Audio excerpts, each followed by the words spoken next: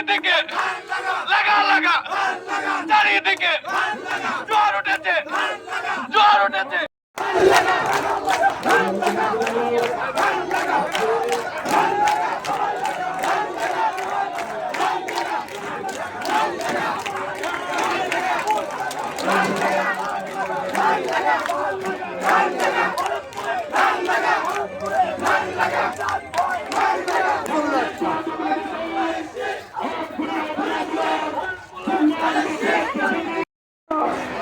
আজকে নারীরা ভোটের দিক দিয়ে এগিয়ে, নারীরা পুরুষের চেয়ে ভোটের দিক দিয়ে এগিয়ে এবং জনসংখ্যার অর্ধেক নারী।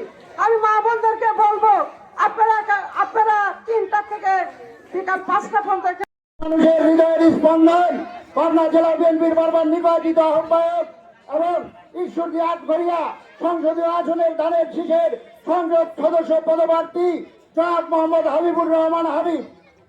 আমাদের হাসপাতালে মানুষ যেতেন ম্যাডামকে দেখতে, একদিনের জন্য আমি যাইনি।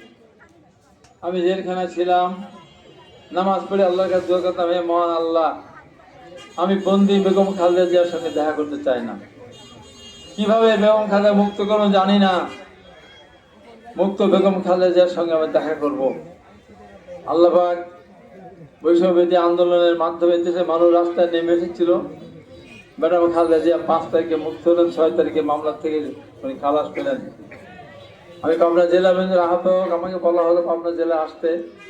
আমি আমার ডক্টর রিপন সোহেল অ্যানিকে বললাম, ভাই আমাকে একটা দিন সময় দিতে হবে। আমি ডাক্তার জাহিদকে ফোন করলাম, জাহিদ ভাই আমি তো ম্যাডামের সাথে দেখা করে যেতে চাই, আমি তো কুর্দি লেবার হাসপাতালের সামনে আসি নাই, ম্যাডাম দেখে যেতে চাই। জাহিদ ভাই অত্যন্ত শ্রদ্ধা করেন, স্থায়ী কমিটির সদস্য, মানে আসেন। আমি গেলাম, আমি মানে সর্বপ্রথম